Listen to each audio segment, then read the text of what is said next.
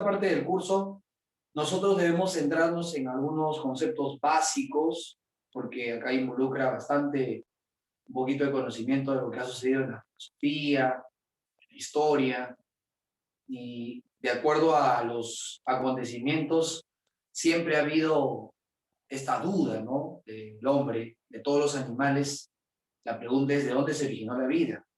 Es un tema polémico, ¿no? Es un tema en el cual desde muy pequeños se nos ha inculcado a lo que nuestros padres también se le inculcó de pequeño.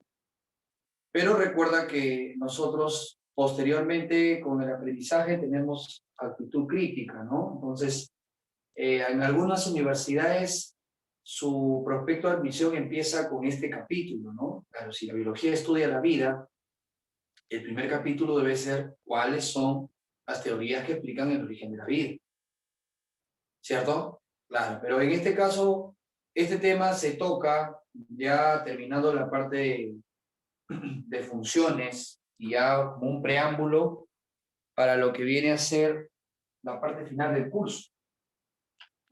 ¿Sí? Entonces, en esta parte, muchachos, hay que centrarnos en datos importantes para un examen y los planteamientos que han tenido cada teoría. ¿Ya? Algunos confunden incluso las teorías acerca de la evolución con las teorías acerca del origen de la vida. Recuerda que estas teorías lo que hacen es intentar explicar cómo se pudo formar el primer ser vivo. ¿Sí? Hay una gran posibilidad en la cual a muchos de nosotros no es una teoría, sino es un hecho concreto. Y se trata precisamente ¿de qué? Del creacionismo, ¿cierto? En la cual se plantea de que un ser divino creó todo cuanto existe, ¿no? Todo lo que viene a ser a todos los seres vivos, sin excepción, incluido al más importante de todos, por su capacidad de raciocinio, que viene a ser la especie humana. Entonces, para las ciencias biológicas, eso corresponde a una teoría, se llama la teoría creacionista. ¿Ya? La teoría creacionista sustenta de que un ser divino ha creado todo, cierto capítulo de la Biblia, un libro, se obtiene este tipo de conocimiento que es Génesis, ¿no? Algunos de ustedes seguramente lo habrán leído, ¿no? En su parroquia, o les habrán hablado, ¿no? De cómo se da el inicio de la vida, ¿no? Les habrán comentado un poquito del Génesis. Bueno, para las ciencias biológicas eso no pasa de ser una teoría, y que claro, para muchos de nosotros es un hecho concreto. Y se respeta, ¿no? La opinión, también se respeta las ideas de cada uno. Pero posterior a ese planteamiento, las ciencias biológicas plantean que después hubo otra teoría. Esta teoría cobró más fuerza porque nace nada más y nada menos que en la escuela aristotélica, ¿no? Aristóteles es el principal autor de esta teoría, que se conoce como la teoría de la generación espontánea. ¿No? ¿En qué se basa? También es conocida con el nombre de abiogénesis. Abiogénesis. Entonces, cuando nosotros nos referimos a la abiogénesis, nos estamos refiriendo a la teoría de la generación espontánea.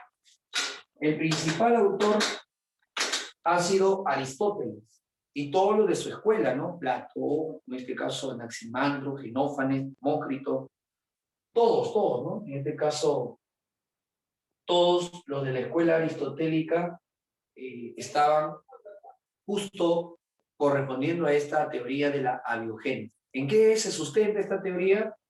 ¿Se acuerdan? ¿Se acuerdan en qué se sustenta? Se sustenta en que los seres vivos se obtienen de la unión de la materia inerte con una fuerza que le llaman la fuerza vital, ¿no? La fuerza vital, o también conocido como la entelequia. Sí, la fuerza vital, o llamada también entelequia, es la que se considera como parte del que da vida. O sea, hay un ente mágico en el ambiente y este ente mágico entra en este caso, la materia inerte. Y esto es lo que forman los seres vivos, ¿sí? El alma, ¿no? Así es la entelequia. Claro, de los árboles decían que nacen cocodrilos, ¿no? Imagínate, la madera de un árbol decía que nacen cocodrilos. Decía también que del barro emergían sapos, ranas, ¿no? Del lodo. O sea, empezaba a llover y el lodo que se formaba permitía que del interior salgan ranas, salgan sapitos, ¿no? Entonces, todo esto fue planteado por la teoría de la generación espontánea. La fuerza vital, el soplo divino o entelequia, como se le conoce, era lo que le daba vida a lo que no tiene, que es la materia inerte, pero tenía que ser materia orgánica. Sí, Aristóteles decía, sobre un cadáver hay materia orgánica, y su materia orgánica cobra vida con la entelequia y aparecen avispas, moscas, gusanos. Ese fue su planteamiento. Algunos sostenían de que era el fuego, otros sostenían que no era el fuego, era más bien el aire, otros el agua, ¿no? Entonces, tierra, agua, aire, fuego eran principios de la vida, eran los principios, ingredientes sustanciosos para que pueda cobrar vida. Hermano, en estas épocas también Van Helmont, no sé si ustedes han escuchado de Van Helmont. Van Helmont da una receta, ¿no? Para poder hacer ratones. Imagínate en esa época una receta, ¿no? Para poder tomar ratón, ¿no? Él escribe, ¿no? Tiene una publicación donde él coloca que si nosotros dejamos un frasco con una ropa sucia, granos de trigo, durante 21 días en un cuarto oscuro, entonces íbamos a obtener ratones. Eso era, ¿no? Lo que decía.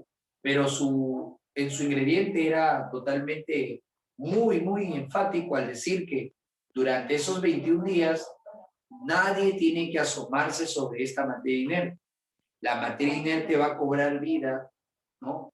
Con esto de la ropa sucia y los granos de maíz, ¿no? Y la entelequia, la fuerza vital, es lo que va a llegar a cobrar vida. Es lo que decían.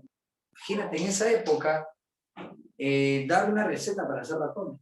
O que pensar que el del barro se puedan formar sapos.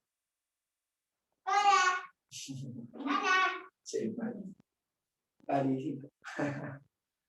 Ya, ese era un planteamiento entonces que básicamente se daba en todo lo que se conoce como la atmósfera. Era palpable. Chao, chao, Pani, chao, cuídate, chao. Ya. Listo. Bien, ahí está mi alumno, soy mi alumno, ¿no? Justo le estaba asesorando ya, de los 3 años ya está aprendiendo lo que ustedes, ¿no? Justo ya para hacer cómputo, ¿no? Estamos preparando chiquito. Ya, muchachos, entonces, ese era el planteamiento principal que tenía la generación espontánea. Algunos le llamaban también el vitalismo, ¿no? Por pensar en la fuerza vital, sí. Pero después de su apogeo, tú sabes que tuvo su apogeo porque el que lo había dicho es Aristóteles. Después de su apogeo empezaron los críticos, ¿no? Y vinieron sus opositores, ¿no? Y bueno, uno de sus opositores fue el italiano Francesco Redi. Sí, Francesco Redi fue un opositor de la generación espontánea, de la biogénesis, y él más bien defendía la biogénesis, ¿no? Que es lo contrario, que la vida proviene de otra preexistente. En cambio, yo decía, no, la vida proviene de la materia inerte. Entonces, ¿qué aporte tuvo Redi? Bueno, Redi demuestra que la carne no se podía transformar en gusanos. La generación espontánea decían que los trozos de carne que se colocaban en los frascos iban a tratar o iban a formar gusanos, convertirse en gusanos con la entelequia. Redi se encarga de demostrar que eso no era posible usando, primero usó dos frasquitos, colocando el mismo trozo de carne, a la misma temperatura, solo que a uno lo tapó y al otro lo dejó abierto. Entonces, en este tipo de de frascos, encontró que de la carne, de los trozos de carne, se empezaban a formar, en este caso, gusanos. Pero ¿dónde se formaron los gusanos, profe? Los gusanos se formaron, muchachos, en el frasco abierto. Frascos cerrados no se formaron ni uno. Como no se formaron ninguno, entonces Redi dijo, si la carne realmente formaría los gusanos, acá también tendría que formarse. Pero lo de la generación espontánea siempre defendían la fuerza vital, ¿no? Algo que no lo podemos ver, pero que está rondando y que va a entrar sobre la materia inerte a darle vida. Entonces ellos decían, si tú tapas el frasco, la fuerza vital se queda afuera, no entra a la carne. Si abres, va a entrar, decía, ¿no? Entonces, Redi, para poder en este caso dejar pasar la fuerza vital, la supuesta fuerza vital, utiliza un tercero con una malla, una gasa, ¿no? Y en ese tercer frasco, él decía, ¿no? Si hay una fuerza vital, tendrá que pasar por estos poros, ¿no? No creo que sea tan grande la fuerza vital y que no pueda pasar. Entonces dejaba esta mallita y los gusanos se originaban encima de la malla, ¿no? Entonces, con todo esto, a Redi, lo único que se le pudo dar como conclusión es de que las responsables de aparición de gusanos son los huevos depositados por moscas. Ajá, en ese caso. Él decía, ¿no? La aparición de los gusanos en la carne provienen de los huevecillos que depositan las moscas que están deambulando buscando materia orgánica para dejar sus huevecillos, ¿no? Si yo dejo una carne de pescado, entonces van a venir bastantes moscas a dejar sus huevecillos sobre esa carne de pescado.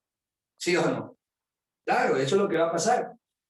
Entonces las moscas son atraídas por el olor de la descomposición y ellos dejan un huevecillo. Por eso que acá se forman gusanos, acá no se forman, y acá sí se forman, pero en sí, porque han sido atrapados los huevecillos como un filtro. Con eso, Redi logró demostrar que no se puede formar gusanitos a partir de la carne. Todo era por seres vivos que ya lo dejaban, ¿no? Los huevecillos ya tienen un ser vivo. Por eso decía, los seres vivos provienen de otros preexistentes, no por generación espontánea, ¿sí? La biogénesis, ellos defendían la biogénesis. Pero después de lo que él demuestra, los de la generación espontánea también no se quedan atrás, empiezan a hacer otro ensayo y empiezan a formar microbios a partir de caldos de cordero, caldos nutritivos. Y ahí aparece un personaje llamado Needham, no sé si ustedes han escuchado de Needham. Needham lo que hizo fue hervir un caldo en un matraz. Lo hierve el caldo, que el caldo nutritivo tenía almidón, tenía aceites, ¿no? Tenía lípidos, tenía proteínas, trozos de carne. Entonces, este caldo nutritivo tenía materia orgánica, tenía materia orgánica. Y él decía, si nosotros tenemos acá un caldo nutritivo, si acá tenemos un caldo nutritivo nosotros, entonces este caldo nutritivo puede generar microbios, decía Nietzsche.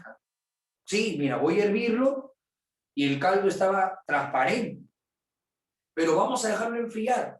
Y entonces, al dejarlo enfriar, el caldo empezaba a ponerse turbio. Y ahora examinemos. Y encontraban en el caldo bacterias, protozoarios, algún tipo de algas. O sea, encontraban microbios, microorganismos, hongos, ¿no? En estados unicelulares. Y eso, para Nietzsche, era generación espontánea. Sí, decía Nietzsche. Nietzsche decía, Redi, tú estás en lo cierto, no se puede formar macroorganismos por generación espontánea, pero sí se pueden generar microorganismos más sencillos, ¿no? Que los gusanos. Y bueno, él decía, repetía su experimento y de verdad había presencia de microbios. Pero su opositor, ¿quién fue? Su opositor fue Lázaro Spallanzani, otro italiano. Y Spallanzani, ¿qué decía? Spallanzani empezó a cuestionar lo de Nietzsche. Él dijo que no se puede formar tampoco microbios en los caldos. O sea, la generación espontánea no se puede llevar ni para macro ni para microorganismos. Y él decía, voy a colocar acá un caldo nutritivo, ¿ya? Y lo voy a hervir. Ya está, lo hirvió. Pero al dejarlo enfriar, lo voy a sellar. Y entonces, ¿qué pasaba? Pasaba que el caldo permanecía transparente, no se ponía turbio. Entonces él decía, ¿por qué el caldo no se pone turbio si tiene los mismos principios que ustedes usaron? Y bueno, ya sabes lo que decían lo de la generación espontánea. Ellos decían, Lázaro, si tú tapas el matraz, entonces generación espontánea no puede porque la entelequia, la fuerza vital, no puede darle vida a ese caldo nutritivo, no le puede dar vida a ese caldo en microbio, ¿no? Entonces ellos decían, defendían bastante esa fuerza vital. Por eso que su aporte de Lázaro fue obtener caldos estériles, pero en frascos sellados. Sí, el frasco sellado. Ellos le decían, ¿por qué no abres el matraz y esperamos a ver? Y de verdad, ¿no? Abrían el matraz y el caldo se empezaba a poner turbio, ¿no? Entonces, también se cuestionó por qué la entelequia no entró cuando estaba hirviendo el caldo. Ellos decían que el calor mataba a la entelequia, ¿no? Sí, ellos defendían que el calor no podía dejar que la fuerza vital le dé vida a la materia orgánica. ¿Sí? Hasta que viene un personaje, chicos, que estoy seguro que ustedes lo conocen, que le pone punto final a la generación espontánea. Él derrocó la generación espontánea. Él refutó absolutamente a la generación espontánea. Francés Luis Pasteur. ¿Qué aporte tuvo Pasteur? Pasteur calentó el cuello del matraz y empezó a darle la forma sinusoide, una forma de S. ¿Sí? Lo que llamaron el matraz con el cuello de cisne. Sí, a esto lo llaman, muchachos, a esto se le conoce con el nombre del matraz cuello de cisne. ¿Quién lo diseñó? Esto lo diseñó Pasteur. Él lo diseñó, ¿pero para qué? Para repetir el experimento que hizo Lázaro Spallanzani. O sea, él iba a repetir el experimento que hizo Lázaro Spallanzani. Solamente con la diferencia que no iba a sellar el matraz, lo iba a dejar abierto. Sí, porque ellos supuestamente creían en la fuerza vital, en la entelequia. Entonces ellos decían, Pasteur dijo, acá está el matraz, voy a hervir el caldo y lo voy a dejar enfriar, pero no lo voy a tapar, lo voy a dejar abierto para que la supuesta fuerza vital entre cuando el caldo se enfríe. Y bueno, lo dejó enfriar y curiosamente no se ponía turbio, porque cuando se pone turbio, ya eso indica que hay presencia de microbios. No se ponía turbio. Pasaron horas, nada, no se ponía turbio. Entonces, pasaron días, meses, nada. Se murieron toditos, Pasteur, Rey, todos se murieron, muchachos, y hasta el día de hoy, en el Museo de Francia, existen precisamente matraces de cuello de cisne desde esa época, siglo XVIII, que siguen todavía estériles. ¿No? Imagínense. Entonces, ¿qué fue lo que en realidad estuvo pasando acá? Bueno, primero que nada, luego que Pasteur realiza su matraz con cuello de cisne, el aporte grande que él hizo fue demostrar la existencia de microbios. O sea, en ese tiempo, decir que acá hay microbios, muchachos, era pues algo inaudito. No, ¿cómo va a haber microbios acá? Mi casa está limpia, yo limpio todos los días, echo lejía, desinfectante, aerosol, todo. Acá no hay ni una bacteria. Falso. En todos los ambientes están millones y millones de bacterias. Claro, están repletos de bacterias. Entonces, si yo pongo un haz ultravioleta en este lugar, cantidad de microbios. Pero entonces no vamos, no, afuera hay más. No hay forma de escapar. Todos los ambientes están con microorganismos. Los microbios ya existen en el ambiente. Existieron antes de la era del hombre, para lo de la para los de este planteamiento, son los más antiguos, ¿sí? Y que él decía que los microbios lo que buscan son materia nutritiva para reproducirse. Entonces, como este es un caldo nutritivo, es obvio que ellos se van a reproducir dentro de él. Pero como él construyó este cuello en el matraz, los microbios quedaban retenidos en el cuello del matraz. Le decían, a ver, Pasteur, demuéstralo. Entonces él rompía el cuello y analizaba el cuello del matraz. Ahí estaban las bacterias, los hongos, los protozoarios. Ahí estaban. Rompía el matraz a este punto y inmediatamente el caldo se empezaba a poner turbio. Por eso que a Pasteur se le considera como el padre de la microbiología, porque él ha sido precisamente el encargado de demostrar la existencia de microbios en el ambiente. Dos aportes, ¿ah? El primer aporte fue el diseño del matraz de Pasteur, o matraz con cuello de silo. Segundo, demostrar la existencia de microbios en el ambiente. Tercero, lograr caldos estériles, que significa sin microbios, en frascos o matraces abiertos. Él logró obtener caldos estériles en matraces abiertos. Y bueno, tú sabes que los chicos que van a industrias alimentarias van a hacer este proceso, y ustedes saben que este proceso se llama pasteurización, en honor a Louis Pasteur, ¿no? Hay cuántas promociones que hay en este caso acerca de la pasteurización.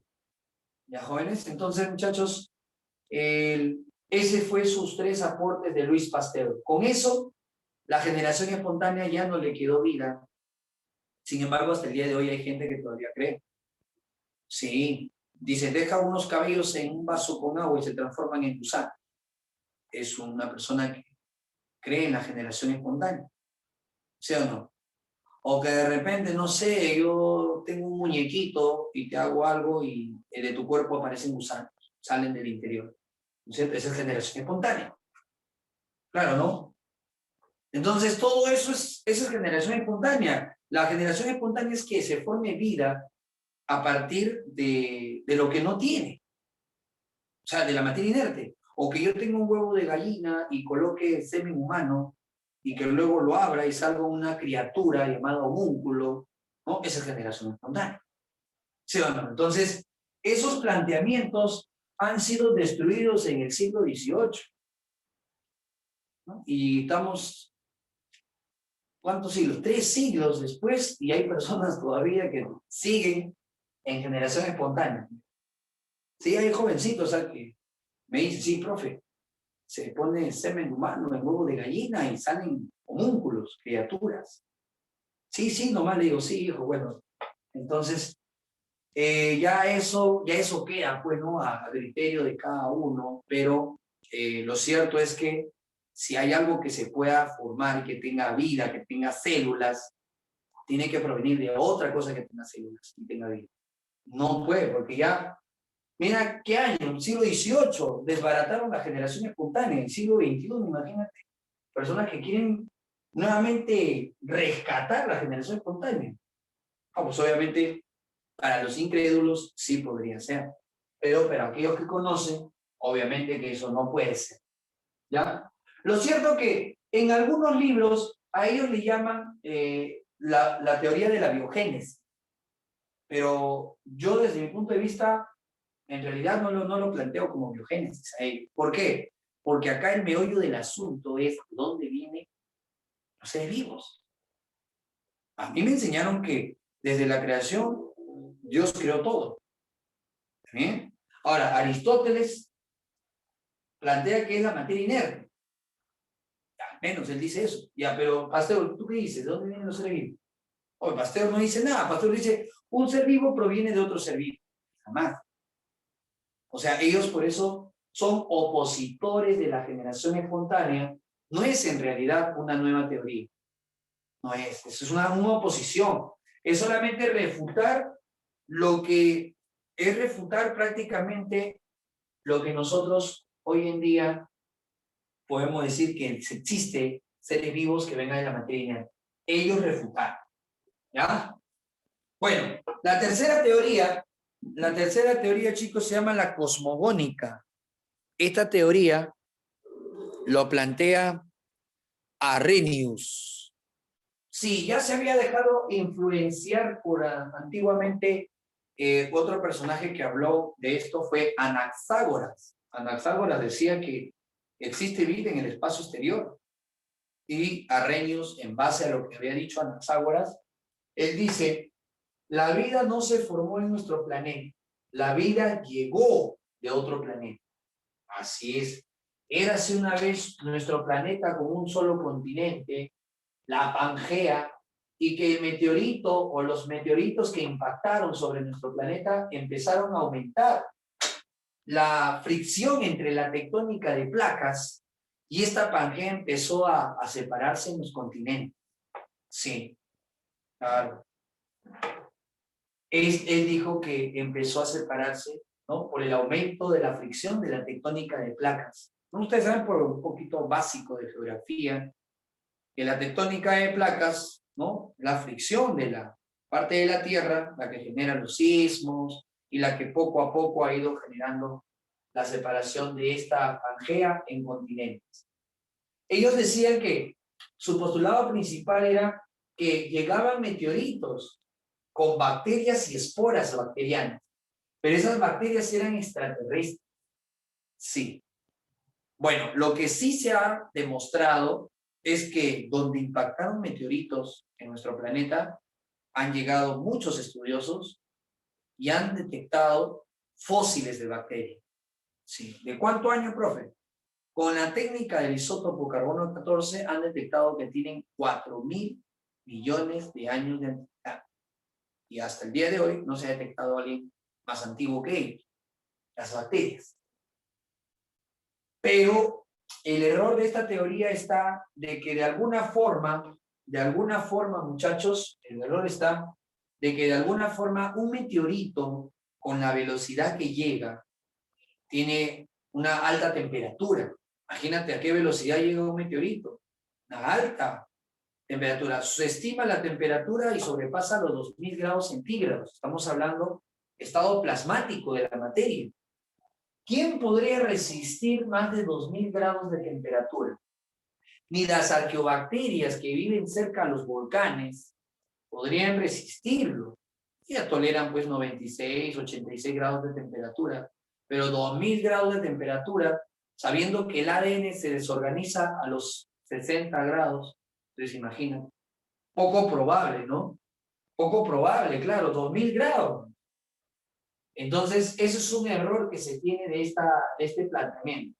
Pero, profe, entonces, ¿cómo explican que en donde impactó el meteorito ya estaban, en este caso, bacterias fosilizadas? La explicación podría haber sido de que el meteorito vino sin nada, pero al llegar a nuestra atmósfera contaminó el meteorito. Y ya cuando impactaron, fosilizaron a esas bacterias en donde impactó. Esa es la forma de poder, de alguna manera, refutar de que hubieron bacterias que llegaban en meteorito. Sí, porque las temperaturas eran elevadísimas. Claro, ni las extremófilas podrían haber soportado. Y luego, ellos plantean que estas bacterias, muchachos, empezaban a colonizar todo el espacio. O sea que estas bacterias colonizaban todo el espacio y cuando colonizaban todo el espacio, él dijo que eran como semillas, como si fueran semillas. O sea, las bacterias llegaron como semillas y empezaron a crecer en distintos puntos del planeta. Por eso le llaman panspermia. Pan, ¿qué significa pan? Pan significa todo. Pan es todo. ¿Qué significa espermia? Espermia significa semilla. Entonces la panspermia se refiere en este caso a que toda la vida se originó de unas semillas bacterianas. Colonizaron todo el planeta como si fueran semillas. A eso le llaman la panspermia. ¿Sí? Ajá. Exacto. A ver, por acá me dicen, profesor, aún no se han descubierto microorganismos en el espacio. No se han descubierto animales que pueden soportar como los tardígrados, ¿no? ¿Conocen los tardígrados? O los ositos de agua. Claro. Estos animales viven en el espacio, pero bacterias que puedan haber existido en el espacio hasta el día de hoy no se ha podido detectar. Sí, no se ha podido detectar hasta el día de hoy. Puede ser que existan bacterias en otros lugares, puede ser, no se descarta nada, pero no podrían haber llegado hasta nuestro planeta en meteoritos por las condiciones que tiene un meteorito. ¿Sí? No se ha podido. Entonces, ellos defienden bastante lo que viene a ser todo acerca de los extraterrestres, ¿no? O sea que la vida, no solo la vida llegó de los extraterrestres, sino ellos llegaron y realizaron cierto tipo de actividades en distintas partes del mundo. Las pirámides de Egipto, por ejemplo. La línea de Nazca, Machu Picchu, imagínate. Para estos defensores de la exobiología, ¿no? Hay una carrera, bueno, no es carrera, pero es una rama de la biología, el cual se le llama exobiología. ¿Qué plantea la exobiología? Plantea la vida extraterrestre. Se encargan de estudiar todo acerca de la vida extraterrestre. Sí. Y ellos defienden que los extraterrestres estuvieron acá y que siguen estando con nosotros. Y bueno, que de alguna manera la tecnología se debe en gran parte a ellos y que el humano siempre ha estado estudiándolos en constante. No se descarta nada, ojo, no estoy descartando absolutamente nada, pero ellos sostienen de que estas estructuras, ciudadelas y algunas estructuras victimizadas, ¿no es cierto?, han sido creadas por extraterrestres. Imagínate, la línea de Nazca tiene una perfección en las matemáticas, tanto es así que tiene una perfección que el hombre no puede haberlo creado. Entonces, eso es lo que defienden, ¿no? Hay un grupo también especial que se llama Grupo Omega, que defienden, ¿no? A todo lo que venga de extraterrestre. Todo. Pero la ciencia, rama de la biología que se encarga de estudiar esto, se llama exobiología. Exobiología, ¿no? Hay muchos exobiólogos en el Perú que tienen sus artículos, ¿no? De la llegada de estos seres extraterrestres, ¿no? Tienen su manual y tienen sus hallazgos y sus artículos, ¿no? Que revelan esto. Bueno, el tiempo dirá si es verdad o mentira. Pero ellos cuestionan precisamente que el Perú no puede haber creado la línea de Nazca, ¿no? Machu Picchu, ¿no? ¿Cómo cree que un hombre lo puede hacer encima del Perú todavía, ¿no? ¿De qué estamos hablando? O sea, imagínate hasta ese punto, ¿no? No es mi forma de pensar, ¿no? Porque ellos lo analizan de esa manera. Si en realidad un ancestro del Perú, sus antepasados, pudieron hacer tales estructuras, entonces ahora, ¿por qué no hacen ni un juguete que tienen que comprarlo a China, en este caso, o tienen que de alguna manera solamente dedicarse a venta de materia prima y no construyen nada? O bueno, casi nada, ¿no es cierto? Entonces, de alguna forma ellos, en este caso, cuestionan ellos, ¿no? Esto no lo hicieron definitivamente ellos, hicieron extraterrestres, dicen, ¿no? Así en la línea de Nazca, Machu Picchu, las pirámides de Egipto también. Pero lo que de repente ellos no cuestionan, y eso es la contraparte, es de que en esa etapa era una etapa esclavista, ¿no? Y muchos de repente no tenemos la menor idea de lo que es ser un esclavo, ¿no? A veces uno dice, oye, está trabajando 10 horas, eres un esclavo. No, eso no es esclavo, porque al menos son 10 horitas, al menos te van a pagar, al menos vas a descansar.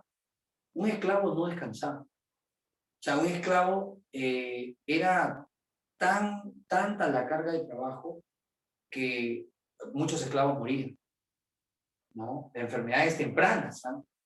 Sí.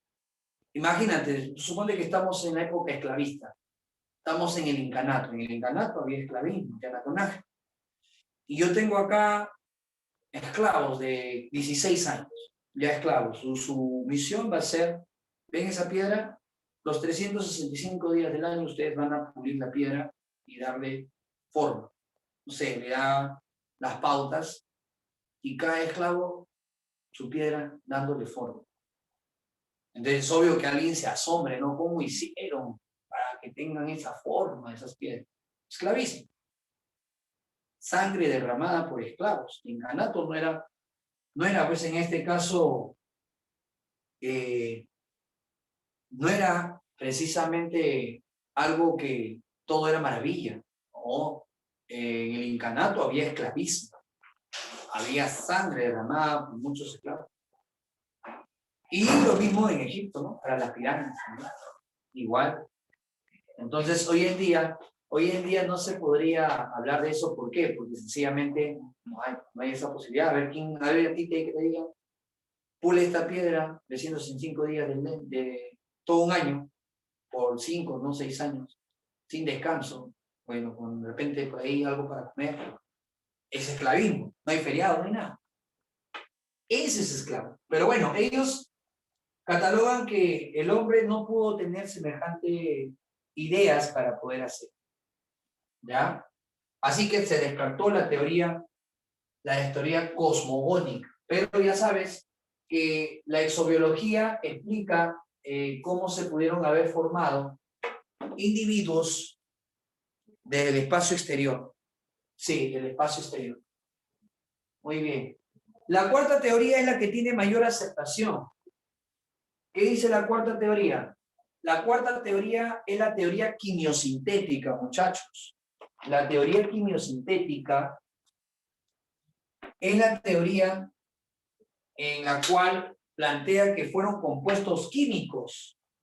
Sí, así es, así es. La teoría quimiosintética es precisamente la que explica cómo fueron los compuestos químicos a través de una evolución. Hablan de evolución química. Hablan también de evolución biológica. ¿Sí? Esto de acá lo plantea un soviético, seguramente por ahí lo has escuchado, Alexander Oparin. Él, ¿no? Este soviético planteó de que la vida se originó en una atmósfera distinta a la que estamos viviendo el día de hoy. Sí, él en su obra Origen de la Vida, 1921, él publica una obra y para esto ya otro personaje había llegado a la misma conclusión que él, John Haldane. John Haldane había llegado a la misma conclusión que él. Entonces, por eso actualmente se le atribuye la teoría quimiosintética a los dos. Y esta es la que más viene en los exámenes de admisión. Sí, esta es la que más viene. Pero ¿qué sostiene esta teoría? Primero, en su libro, Oparin dice que la atmósfera no tenía las condiciones que tiene ahora. La atmósfera primitiva es reductora. La atmósfera primitiva, él dijo que es reductora. ¿Y qué significa que la atmósfera primitiva sea reductora? No presentaba oxígeno molecular. Ese es algo clásico que preguntan en los exámenes de admisión. ¿Cómo consideró Oparin la atmósfera primitiva? Reductora. ¿Y qué significa que sea reductora? No presenta oxígeno molecular. ¿Ya? Ahora, tú ponte a pensar, si no hay oxígeno, no hay capa de ozono. Si no hay capa de ozono, los rayos entran con más intensidad. ¿Cómo estarían los océanos entonces? ¿Cómo estarían los océanos? ¿Mm? ¿Fríos o calientes? ¿Cómo estarían los océanos si es que no entra o si no hay capa de ozono y estaría entrando los rayos ultravioleta con mayor intensidad? ¿Mm? Calientito, ¿sí o no? Claro, caliente. Los océanos estaban calientes. Los océanos estaban calientes porque llegaba más radiación. Y eso fue lo que Oparin decía. La vida surge en los mares calientes. ¿Por qué? Porque sencillamente en esta parte del mar no había suficiente, todos los océanos estaban precisamente todos con bastante radiación. Así es, sí. Pero también así como había bastante vapor, también había precipitación, pues, ¿no? Porque tú sabes que en los lugares calientes forman más nubes y empieza a haber más precipitación. Entonces el mar también tiene agua por la precipitación. No se podían secar. No se podían secar. Otra pregunta que suelen hacer es, ¿cuáles son los gases que predominaron en la atmósfera? La pregunta clásica. ¿Qué gases predominaron en la atmósfera primitiva? Y son 4 gases que predominan en la atmósfera primitiva. Tenemos al Che4, que es el metano, al NH3, que es el amoníaco, al agua en estado de vapor y al hidrógeno, que es el gas, el gaseoso. Hidrógeno gaseoso. Repito, metano, amoníaco, agua en vapor e hidrógeno gaseoso. Esos eran los 4 gases que predominaban en la atmósfera primitiva. Pero él no dijo solamente que era reductora, dijo que también era muy hostil. Todo el tiempo habían descargas eléctricas, relámpagos, erupciones volcánicas. O sea, era una atmósfera muy difícil de habitar. Era una atmósfera muy difícil de habitar y que esa atmósfera lo llama él hostil. Descargas eléctricas, relámpagos, erupciones volcánicas, mucha radiación, rayos cósmicos, o sea, bastante hostilidad. Pero él dijo que estos gases empezaban a mezclarse. ¿Y quién hizo posible la mezcla de estos gases? El que hizo posible la mezcla de estos gases fue la radiación, las descargas eléctricas. Estas descargas eléctricas fueron las que hicieron posible que se mezclen los gases. ¿Y qué se formó en los océanos? ¿Qué se formó en los océanos, muchachos? En los océanos se formó el chon. ¿Qué es el chon? Chon. ¿Qué sería el chon? El chon sería las moléculas orgánicas. Ahí él dice que se forman las moléculas orgánicas. O sea, te das cuenta que él sostiene que las moléculas orgánicas se forman ¿a partir de qué? Se forman a partir de los gases de la atmósfera primitiva. Eso fue lo que él dijo. Las moléculas orgánicas se forman a partir de los gases que reaccionaron por las descargas eléctricas. Y eso se formaron en los océanos. Eso se formaron en los océanos. ¿Y luego qué dijo? Dijo también que las moléculas orgánicas empezaban a polimerizarse. ¿Qué significa polimerizarse? Que una de estas moléculas, supone que esta molécula, ahí está, este circulito es una molécula. ¿Ya? Y polimerizarse significa que se formaron varias. Se forman varias. A eso se llama polimerizar. Sí, un polímero es la repetición de una molécula. Se repetían, y ahí podemos ver un polímero. Un polímero viene a ser la unión de una molécula repetida, ¿no? Por ejemplo, el almidón, un polímero de glucosa. Una proteína, un polímero de aminoácidos. Él decía que se formaban polímeros. Y estos polímeros empezaban a reaccionar con agregados supramoleculares. ¿Qué cosa es un agregado supramolecular, muchachos? ¿Qué cosa es un agregado supramolecular? Un agregado supramolecular, ustedes lo saben por niveles de organización. Un agregado supramolecular es la unión de macromoléculas, ¿no? Esa es la unión de macromoléculas. Dice que ese agregado supramolecular se unió al polímero y formó a un siguiente nivel que es el protobionto. Y él lo llama a todo esto desde los gases hasta las moléculas orgánicas, hasta el protobionte, le llama evolución química. A esto le llama evolución química. Son los compuestos químicos que están transformándose en compuestos orgánicos, que están formando polímeros a macromoléculas, supramoléculas, y se están uniendo y forman un prototipo a la cual él le llama protobionte. Pero Oparín le da un nombre especial al protobionte. ¿Qué nombre le da al protobionte? Al protobionte le da el nombre de coacervado. Coacervado. Joaquín Bernal, que es otro estudioso, le da el nombre de arcilla. Sidney y Fox le dan, en este caso, el nombre de microesferas. Sí, y Harvey le da el nombre de proteinoide. Bueno, el que tiene más cercanía con lo que pudo haber pasado es lo que dijo Oparín, el coacervado. Muchos alumnos dicen, profe, si el coacervado es el protobionte, entonces él tiene vida. No, él no tiene vida. El coacervado no tiene vida. Es un prototipo.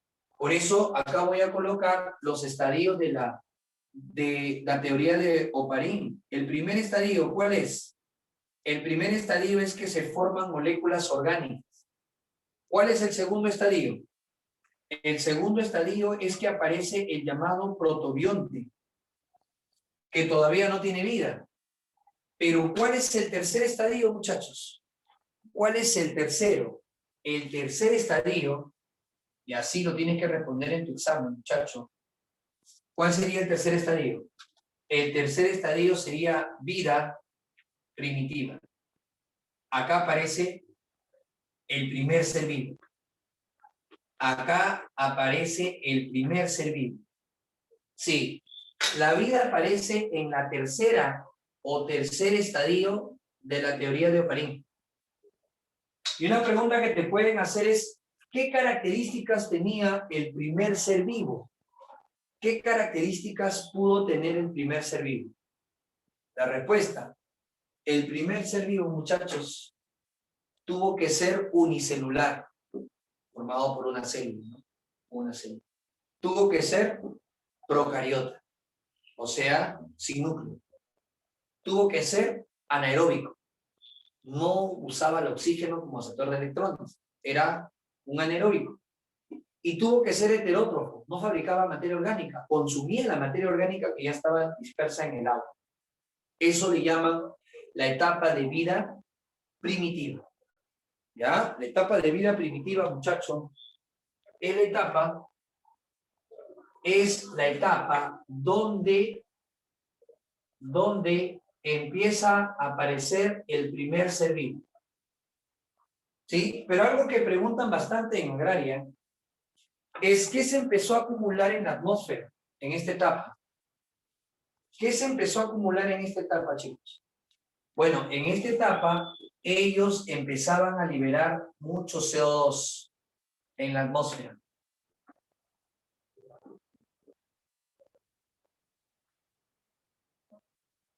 ¿Está bien?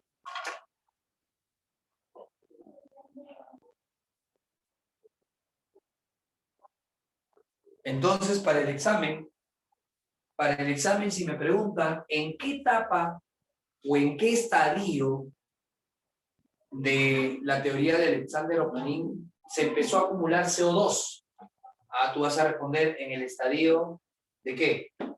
Vida primitiva. ¿Y qué tipo de organismos existían en esta etapa? Procariontas, unicelulares, anaeróbicos, heterótrofos. ¿Entendido? ¿Sí? Pero, ¿qué pasó después, muchachos? El cuarto estadio. ¿Qué pasó en el cuarto estadio? En el cuarto estadio aparece, vamos a poner acá, el cuarto estadio.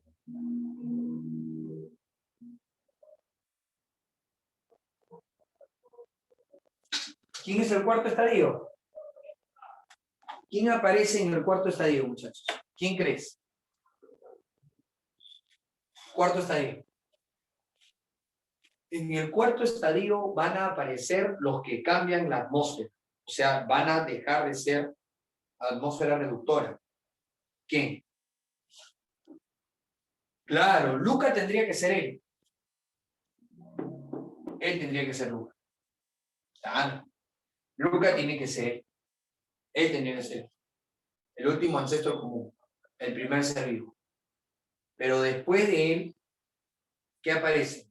Porque ya hay vida ya. Las cianobacterias, claro, por eso esta etapa en los libros de biología, ¿sí? ¿Cómo le llaman a esta etapa, chicos? A esta etapa se le conoce como plantas primitivas. ¿Sí, no? Plantas primitivas. En esta etapa aparece la fotosíntesis oxigénica. La fotosíntesis oxigénica se caracteriza ¿por qué? ¿Por qué se caracteriza la fotosíntesis oxigénica? Por utilizar al agua como donador de hidrógenos y como usa al agua, entonces va a liberar oxígeno. Plantas primitivas, es el cuarto estadio. ¿Qué hacen las plantas primitivas? Utilizan el CO2 que se estaba acumulando. ¿Y qué hacen? Utilizan el agua. ¿Y qué hacen con los dos, muchachos? Si utilizan el agua y utilizan el CO2, entonces si van a utilizar el agua y el CO2, entonces se fabrica alimento.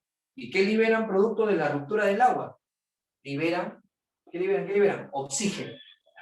Entonces, chicos, acá aparecen los organismos unicelulares. Unicelulares. ¿Qué más? Aparte de unicelulares, ¿cómo son? Procariotas. Aparte de procariotas, ¿cómo son, muchachos? Unicelulares, procariotas, ¿qué más? ¿Qué más? Son también, en este caso, autótrofos. Y ahora si hay oxígeno, entonces, ¿cómo son? Aeróbicos. Ahí está. Aeróbicos.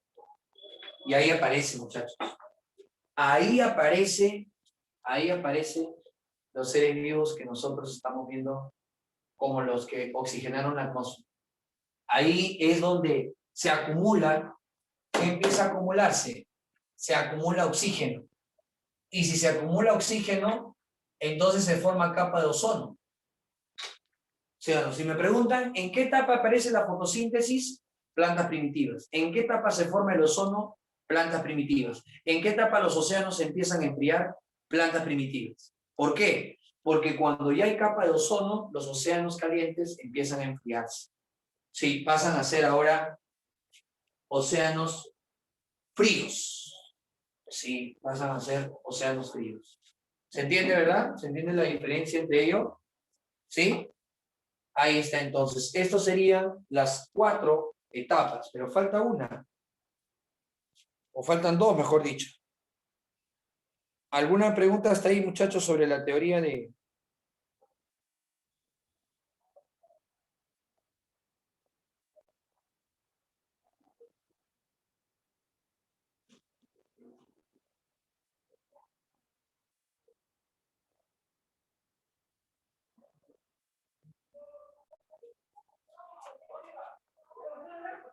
¿Todo claro?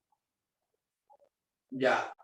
Eso es lo que nosotros podríamos ver, muchachos. Pero el quinto estadio es que van a aparecer animalitos, protozoos. Se dice que aparecen los primeros animales. Sí, aparición de los primeros animales.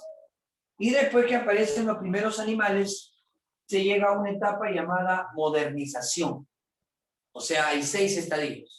6 estadios, ¿no? El primero, moléculas orgánicas. El segundo, el protobionte, que Alexandre Oparín le llamó el coacervado. El tercero, vida primitiva, donde empieza a acumularse CO2. Y el organismo es heterótrofo, procarionte, unicelular, anaeróbico. Luego, plantas primitivas, usa el CO2, usa el agua, libera oxígeno y aparece la fotosíntesis oxigénica. Aparece el ozono. El procariota ahora es unicelular, es autótrofo y es aeróbico. ¿Sí o no? Después aparecen los primeros animales, que son los protozoarios, y ya tenemos la modernización. la vida moderna. Ahí están los 6 estadios. Ahora, ¿por qué esta teoría tiene que ser más aceptada que todas? ¿Por qué la última teoría tiene mayor aceptación? Es la más preguntada en los exámenes.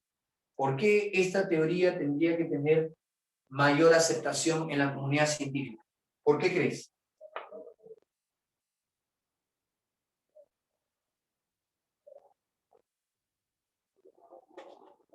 ¿Ah? ¿Por qué crees?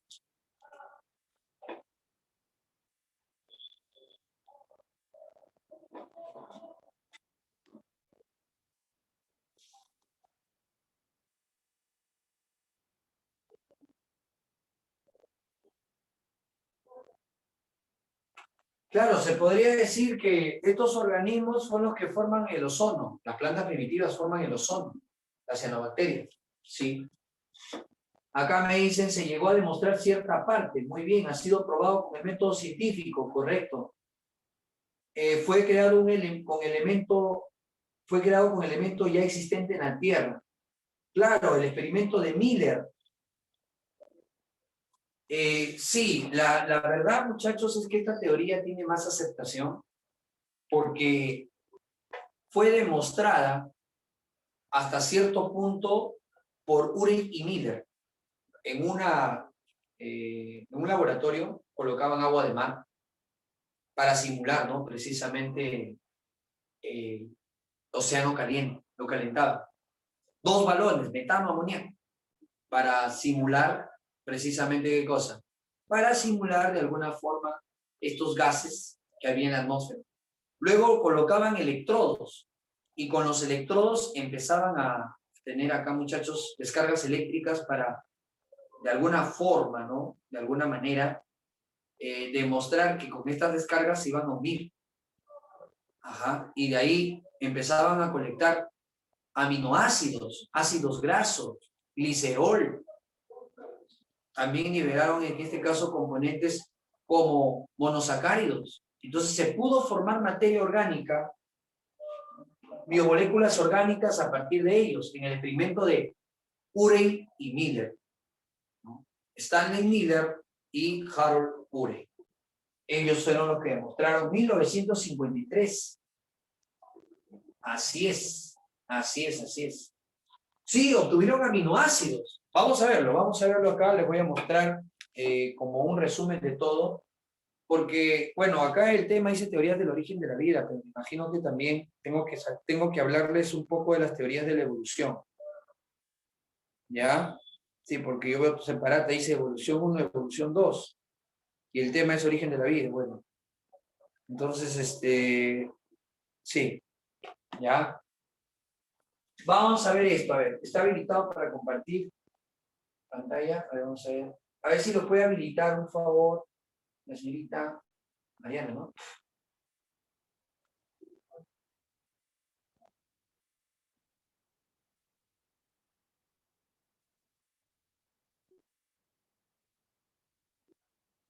Ya está. Ya, muchachos, acá les muestro, ¿ah?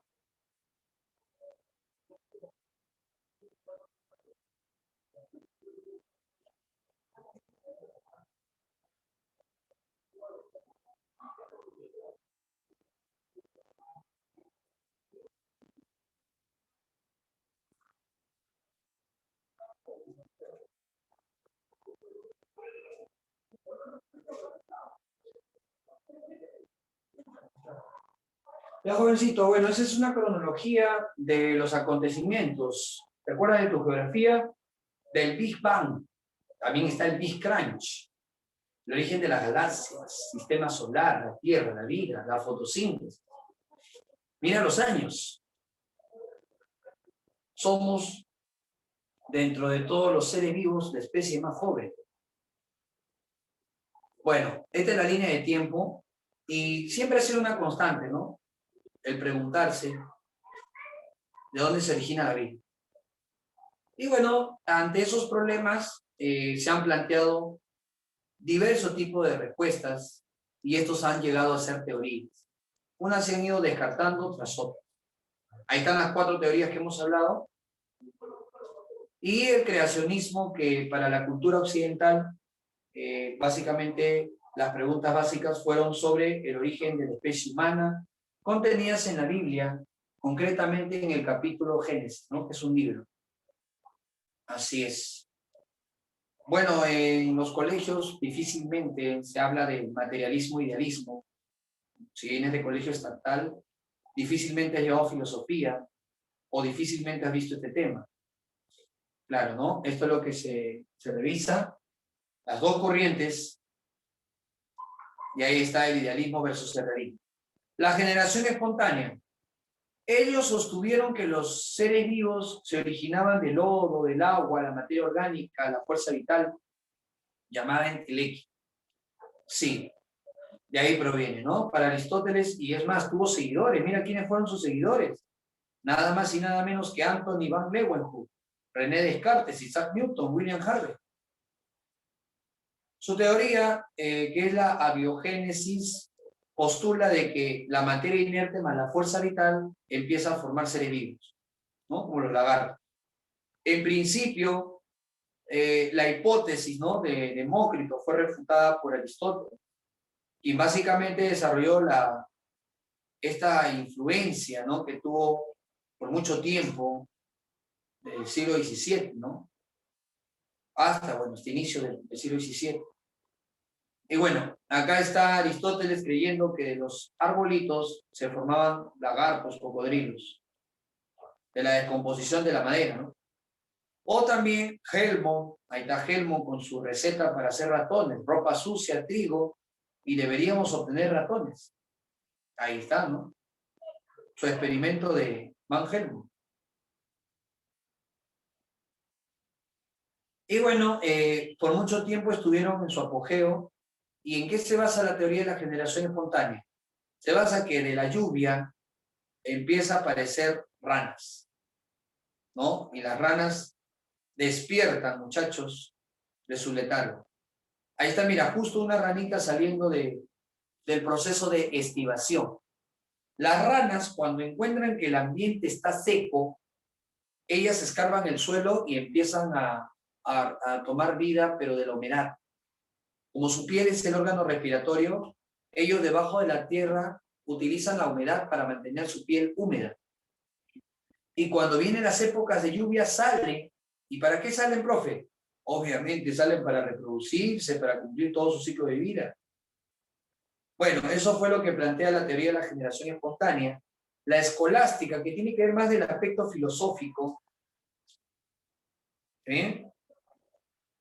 Y acá están los que se opusieron a la teoría. Spallanzani y Redi. ¿Te acuerdas? Mira los años, mira los años. Redi, 1626, más o menos, ese es el tiempo de vida. Y cada uno con su propuesta, ¿no? Ahí está. Redi, para más o menos estos años, 1668, demostró que la teoría de la generación espontánea es falsa. Puso frascos y demostró que eran de los gusanos eran de las moscas, ¿no? Ahí están sus tres frascos. Luego vino Lázaro, que refutó a Nietzsche. ¿Qué hace Nietzsche? Pone un caldo a hervir, lo enfría y dice que de ahí se forman microbios, ¿no? De ahí se forman microbios. ¿Y qué hace Lázaro? Hace lo mismo, pero lo tapa. Y al taparlo, no permite que se mezcle, ¿no? Entonces, él no tuvo microbios si estaba tapado. Si lo abría, se formaban microbios. Sí, si lo abría, se formaban microbios. Nietzsche sostenía que los microbios se podían surgir de forma espontánea en un caldo nutritivo calentado. En cambio, Spallanzani repitió los experimentos de Nietzsche y sugirió que los resultados debían al ingreso de microbios del aire en el caldo. Pero no había cómo demostrarlo. Hasta que viene este señor, Louis Pasteur. Diseña su matraz, calentando el cuello del matraz, diseña ese cuellito como el de un cisne y empieza a calentar y bueno, obtenía caldos estériles, ¿no? Pero si rompía el cuello, los caldos se contaminaban. Este fue el experimento que hace Louis Pasteur, ¿no? Los microbios se formaban en el caldo, no, los microbios entraban al matraz. Bueno, y ahí está la teoría cosmozoica, la que propone que la llegada de meteoritos trajo bacterias extraterrestres, ¿no? Ahí está. ¿Quién fue el personaje que esta teoría? El personaje fue Arrhenius. Arrhenius propone esta teoría. Sí, él propone, gracias a los trabajos de Anaxágoras, como te lo había dicho, de la antigua Grecia, ¿no? ¿Cuál es el verdadero origen de la vida? El espacio estelar. Sí, eso decía Arrhenius. La teoría de la panspermia se basa en que la vida llegó a la Tierra del espacio exterior por medio de esporas que resistían al calor y también a los rayos cósmicos. Ahí está, mira. Este es el lugar donde impactó un meteorito. Y hay estudios acerca de este lugar. ¿Y qué es lo que se ha encontrado? Se ha encontrado, muchachos, en este lugar, que hay bacterias fosilizadas de 40.000 años de antigüedad. 40.000 millones de años de antigüedad. Bueno, ahí está, mira, el impacto de los meteoritos trayendo microbios. Así es. Esa es la teoría cosmozoica. Luego viene Alexander Oparin con su teoría quimiosintética, donde él propone que las condiciones de la vida era una atmósfera sin oxígeno, alta energía, sustancias químicas como el metano, amoníaco, el hidrógeno y el vapor de agua, rayos cósmicos, volcánicos. Todo eso. Mira, se empezaban a formar moléculas orgánicas en los océanos. Eso es lo que decía. Y a esto le llama el caldo primogénito. El caldo primogénito es lo que se formaba en los océanos, en los grandes océanos. Es como una gran sopa que se está formando ahí. Y entonces Alexander Oparin y John Haldane proponen de que hubo evolución química, evolución biológica y también evolución prebiótica. Ellos, ¿no? Esos tres. Evolución química, evolución biológica y evolución prebiótica. Es lo que sostiene que había en esta teoría de la generación espontánea. ¿Ya? Mira, eso es lo que él propone. Y bueno, acá están los protobiontes que se obtuvo, que son los coacervados. Estos son los coacervados. No tienen vida, solamente son la unión de polímeros con algún tipo de macromoléculas. Y acá está el experimento de Stanley Miller y Harold Urey en 1953. Estas evidencias sostienen, ¿no?, que la teoría de la biogénesis de Oparin es la teoría aceptada por la comunidad científica. Ahí está bien.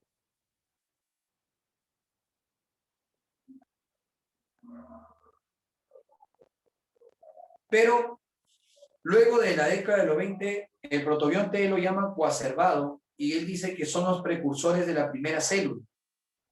Ahora acá, el registro fósil ubica la primera célula hace 3.500 millones de años.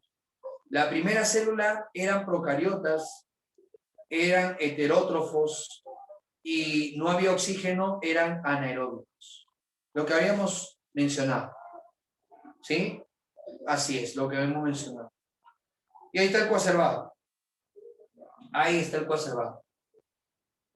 Según el coacervado, este glomérulo, o mejor dicho, aglomerado, es producto del polímero más la asociación supramolecular. Un aglomerado de moléculas era lo que formaba al coacervado. ¿No? Ahí está. Y ahí está el experimento. ¿Qué se obtuvo? Metano, amoníaco, agua e hidrógeno, y se obtuvo ácido acético, glucosa, alanina, glicina, son aminoácidos. También se obtuvo glicerol, ácido aspartico, ácido glutámico. Mira, todo eso se obtuvo acá. Acá se obtuvo. Acá colocaban el agua del mar, salía el vapor y acá había un condensador que se enfriaba y acá colectaba. Ahí está el experimento de Urey y Miller. ¿No? Miren los años, miren los años y prácticamente con eso se descubre que esta teoría tenía mucho de cierto. Así es, chicos. Ahí está. Ahí está. ¿Está bien? Eso es lo que sostenía la teoría de la generación espontánea. Espontánea, cosmogónica y también la teoría quimiosintética. ¿Alguna pregunta, muchachos? ¿Alguna consulta? ¿Dudas, inquietudes? Vamos a ver ahora entonces teorías evolutivas.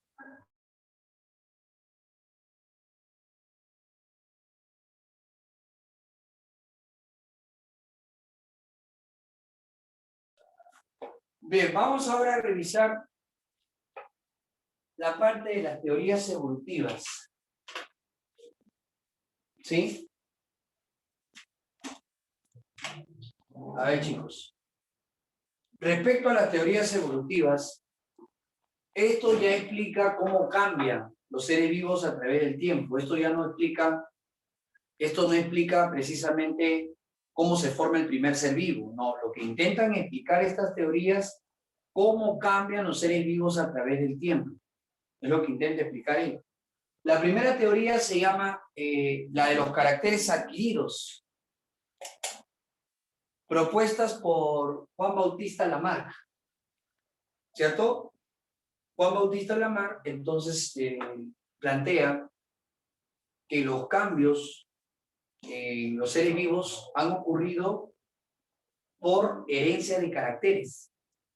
Claro, porque para otros los seres vivos se han mantenido sin cambio desde su creación.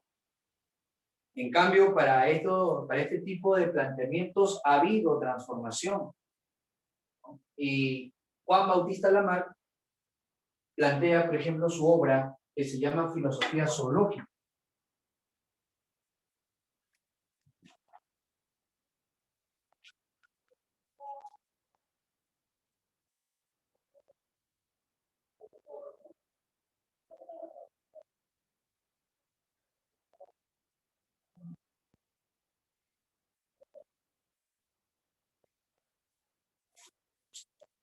¿Y qué dice la filosofía zoológica?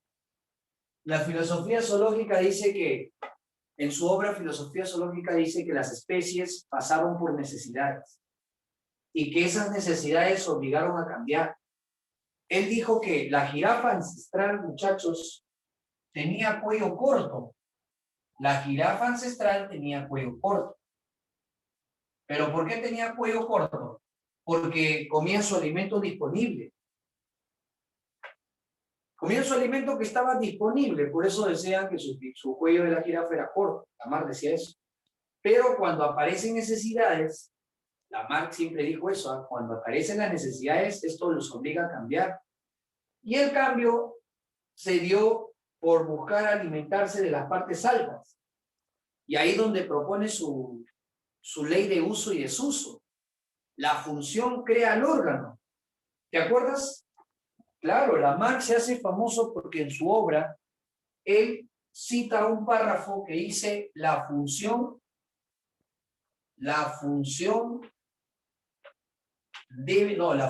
crea el órgano. La función crea al órgano. ¿Qué quiere decir esto, muchachos? Un órgano que se utiliza se desarrolla y un órgano que no se utiliza se atrofia y puede llegar a desaparecer. Entonces él decía, la jirafa cuando tenía pasto disponible tenía cuello corto, pero cuando hay la necesidad de alimentarse de las partes altas, entonces pone en uso frecuente su cuello y a eso se le llama la ley del uso y desuso. Órgano que se utiliza se desarrolla. Órgano que no se utiliza se atrofia, se achica y puede llegar a desaparecer, decir. Imagínate, puede llegar a desaparecer. Eso es lo que sostiene la madre.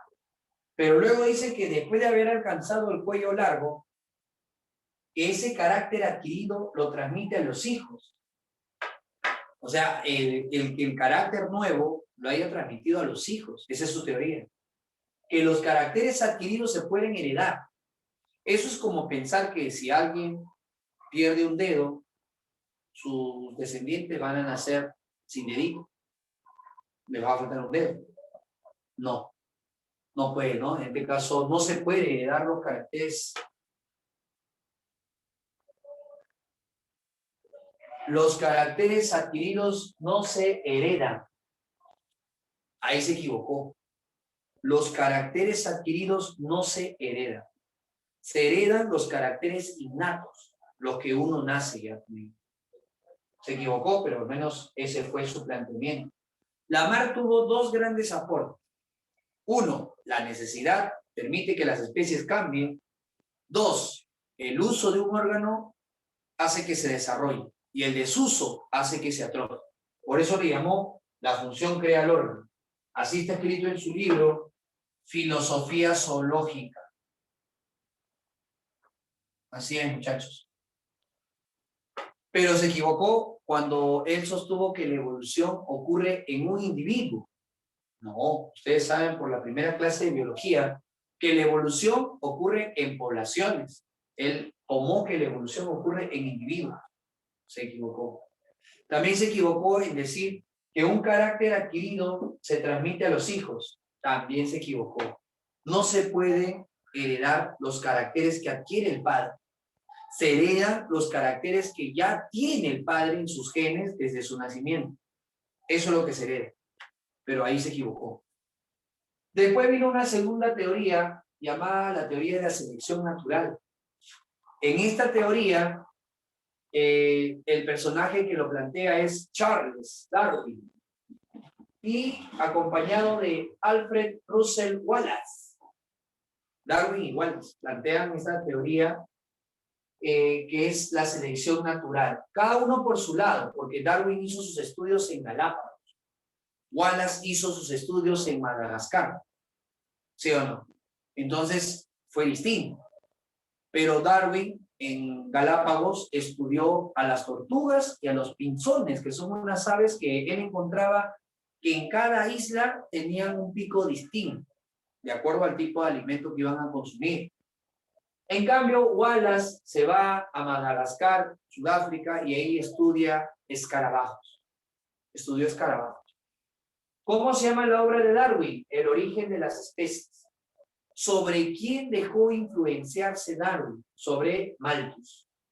Robert Tomás Malthus, él es el conocido padre de la demografía. Él decía que la población crece de manera geométrica, 2, 4, 8, 16, 22, 64, y que el recurso crece de forma aritmética, 2, 4, 6, 8, 10, es lento. Por eso él decía que al crecer la población muy rápido y el recurso muy lento, entonces iba a haber escasez de recursos y esto iba a generar pugna. Por eso él decía, bienvenido, ¿no? ¿Bienvenido qué? Bienvenido las guerras.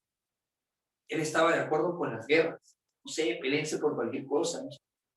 Bienvenido las pestes, ¿no? Las pandemias. Bienvenidos sean, decía, para el planeta. Porque esto de alguna forma modulará el tamaño de la población. Ese es el pensamiento malthusianista. Ojo, ¿ah? O sea, si Malthus estuviera vivo para estos tiempos, estaría feliz. Por fin el planeta ya le tocaba regularse. Tendrá que morirse, que tendrá que morirse. Eso es lo que hubiera dicho Malthus.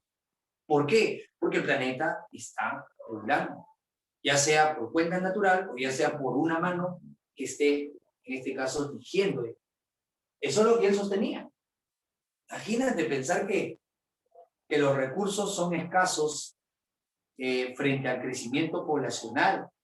Eso vende, ¿no? A cualquiera, ¿no? Si tú le dices, oye, ¿por qué esa señora es pobre? Tiene muchos hijos y por eso es pobre.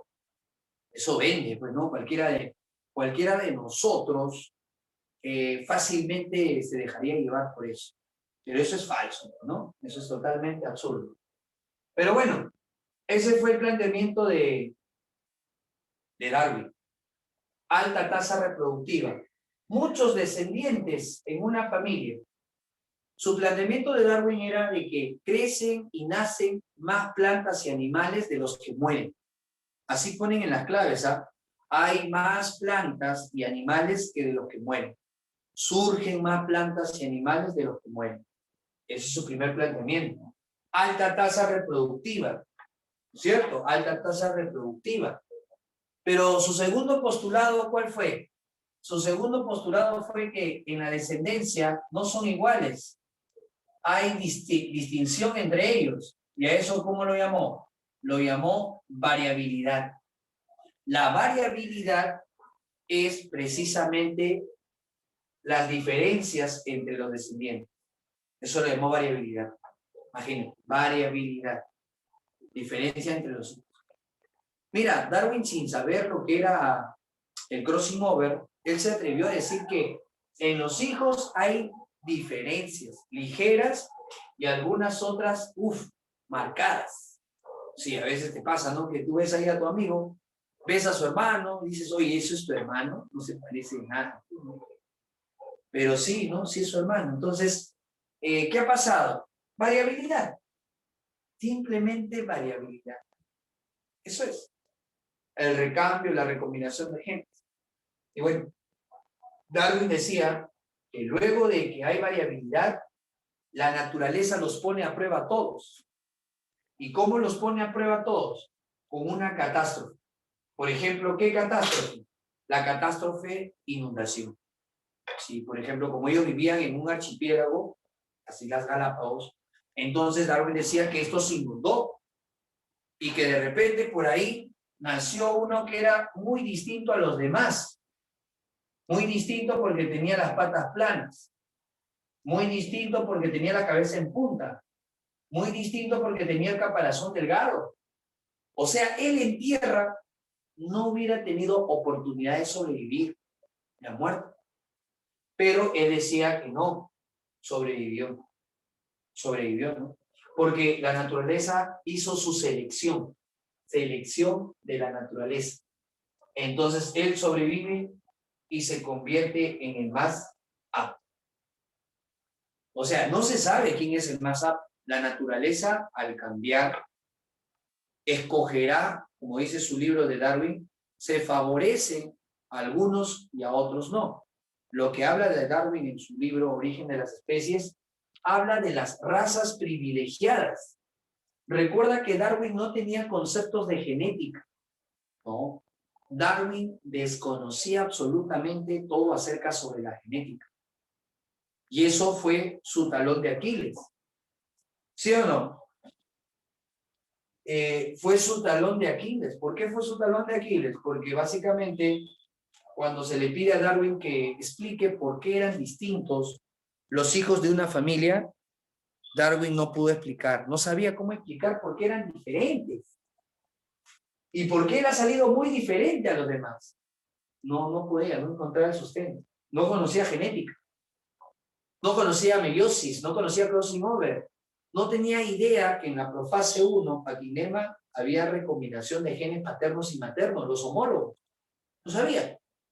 Solamente él percibía que hay variabilidad y que podría haber una variabilidad muy marcada y que la naturaleza con las catástrofes podría elegir a unos y a otros no.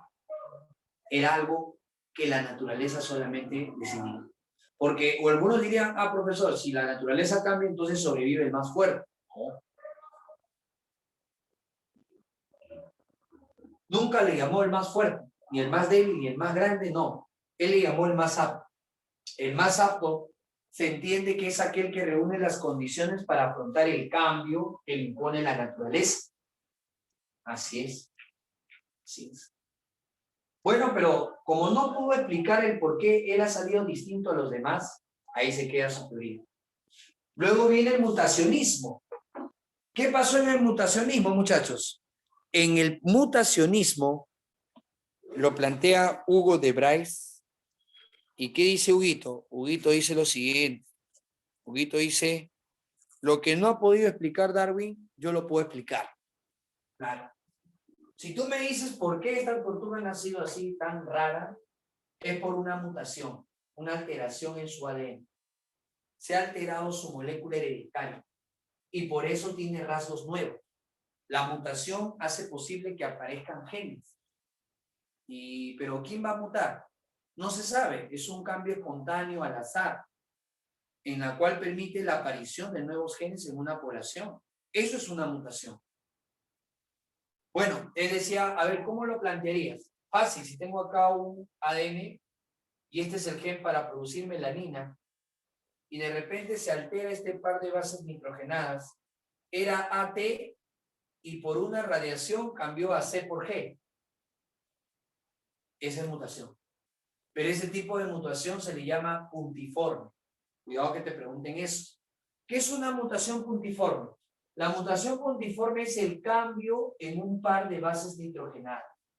Solamente cambió un par de bases y eso fue razón suficiente para que este gen no produzca melanina, ¿no? Porque se ha alterado. Y si no produce melanina, si esto pasa en un gorila, ese gorila nace albino, sin pigmentación.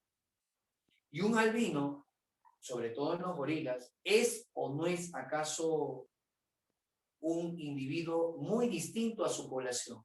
Claro que sí, se cumple lo que él había dicho, que puede ser que la variabilidad sea por responsabilidad de la mutación, y una mutación es cualquier cambio que ocurre en el ADN, ya sea en un par de bases nitrogenadas o ya sea en todo un cromosoma, porque también los cromosomas pueden cambiar en cantidad. Sí. Sobre eso hay dos tipos de mutaciones. ¿Cuáles son los tipos de mutaciones? Los dos tipos de mutaciones son las siguientes.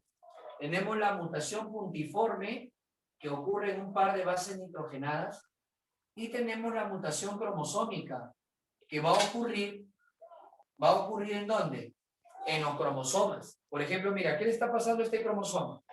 Este cromosoma que están viendo ustedes por acá ha sido irradiado. Ahí está un rayo gamma, un rayo X, le ha caído. Y de pronto perdió pedazos de cromosoma. ¿Cómo se llama ese tipo de mutación? Delección. Se llama delección. ¿Te acuerdas cuando vimos citogenética, hablamos del síndrome de Cri-du-Chat? El síndrome de Cri-du-Chat o maullido de gato se produce por una mutación en el cromosoma. Pierde pedazos de cromosoma y eso da cabida a que aparezca una nueva forma de expresarse. Esa es una delección, la pérdida de segmentos de cromosoma. A eso le llaman mutación cromosómica. A eso se llama mutación cromosómica. Pueden ser inversiones, adiciones también. Sí. La inversión es cuando los genes cambian de posición y la adición es cuando viene un pedazo de cromosoma y se añade a ese cromosoma. Sí, eso se llama adición. ¿Ya? Y bueno, muchachos, la última teoría, la que tiene más aceptación, es la suma de estos dos. La selección natural más el mutacionismo y de pasadita de yapa la genética. Para estos tiempos ya se sabía de Mendel. Ya se sabía de Mendel. Sí. Para estos tiempos ya se sabía de Gregor Mendel. Y como ya se sabía de Gregor Mendel, el neodarwinismo plantea lo siguiente. Plantea que, bueno, el autor es Dobzhansky, pero él junta los tres planteamientos. Junta la mutación, la selección natural y la genética.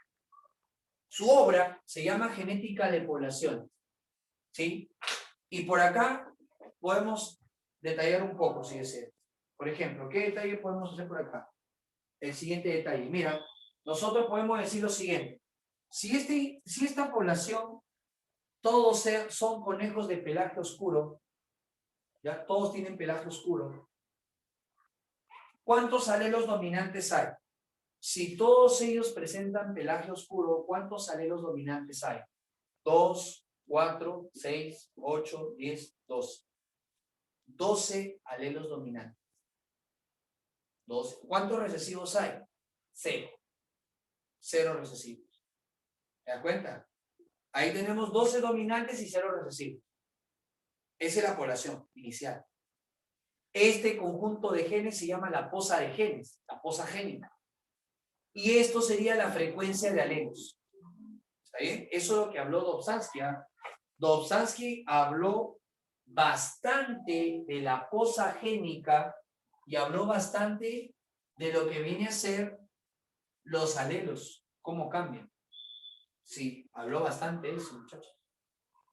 Sí, habló de eso bastante. A ver.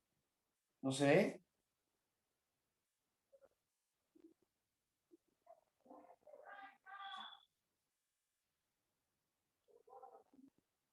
Pedazo.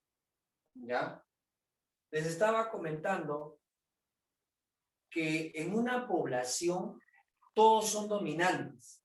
¿Ya? Acá todos son dominantes y por lo tanto hay 12 dominantes y 0 recesivos. Pero él decía que cuando hay mutación, viene radiación y 2 de ellos cambian y aparecen recesivos. O sea, ¿por qué aparecen recesivos? Acá hay 2 recesivos, pero ¿por qué aparecen? Aparecen los recesivos por mutación. Ellos siguen teniendo pelaje oscuro, pero aparecen recesivos. ¿Cuántos recesivos hay? 2. ¿Cuántos dominantes hay? 10. ¿Cambió o no cambió la frecuencia de alelos? Cambió la frecuencia de alelos. Eso fue lo que él decía, que cambia la frecuencia de alelos en una posa de genes. Pero ¿quién hizo cambiar esta frecuencia de alelos? Lo que hizo cambiar esta frecuencia de alelos fue la mutación. La mutación, ¿no es cierto?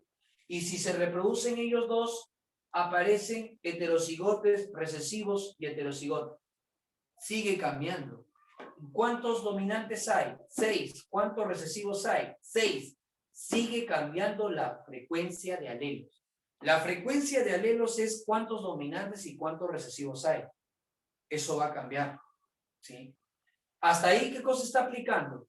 Está aplicando la mutación más la genética. Pero después, muchachos, ¿qué dice? Viene la selección natural con su catástrofe. Nevado. Todo esto se volvió nieve. Todo se volvió nieve. Y en la nieve, ¿quién habrá tenido oportunidad de sobrevivir? ¿Los conejos de pelaje oscuro o los conejos de pelaje blanco? En la nieve habrán tenido oportunidad de sobrevivir los conejos de pelaje blanco. Cerraban los ojos y parecían una pelota de nieve y el depredador no podía detectarlo.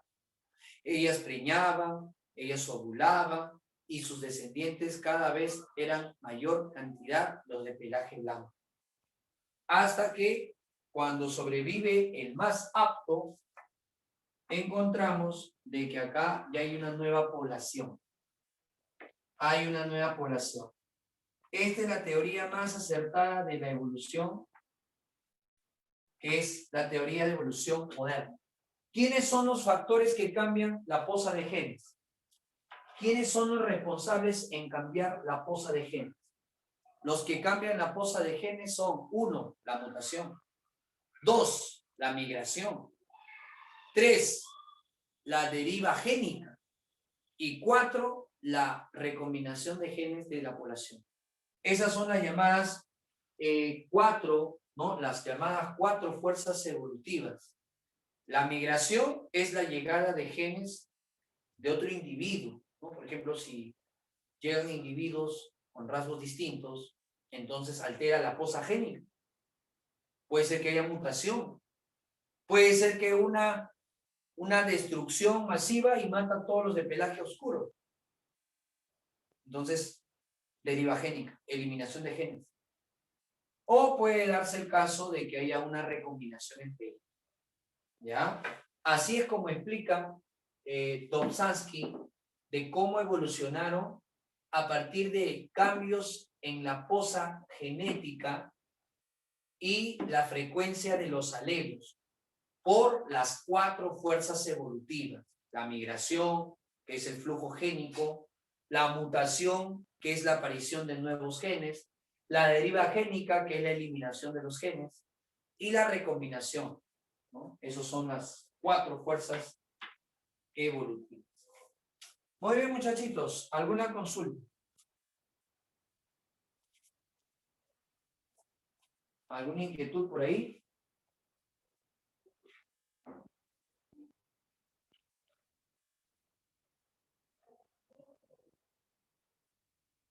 Las 4 fuerzas hemos dicho que son la mutación, una de ellas.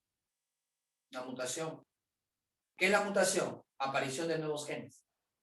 La segunda, la migración, si llegan individuos con rasgos nuevos. Flujo génico, ¿no? Esa es la migración, es el flujo de genes que está llegando. Por ejemplo, en nuestro país está llegando un flujo de genes de muchas personas extranjeras. Entonces, ese es un flujo génico. Si empezamos a reproducirnos con ellos, entonces va a haber cambios en la fosa de genes. Eso es lo que ha pasado. ¿Sí o no? Y el otro es la deriva génica, cuando se elimina algunos genes por el azar. Puede ser una epidemia o cualquier tipo de muerte al azar, ¿no? Eso es. ¿Ya? Los 3 aportes de Pasteur eran la formación, el matraz, la construcción del matraz cuello de cisne.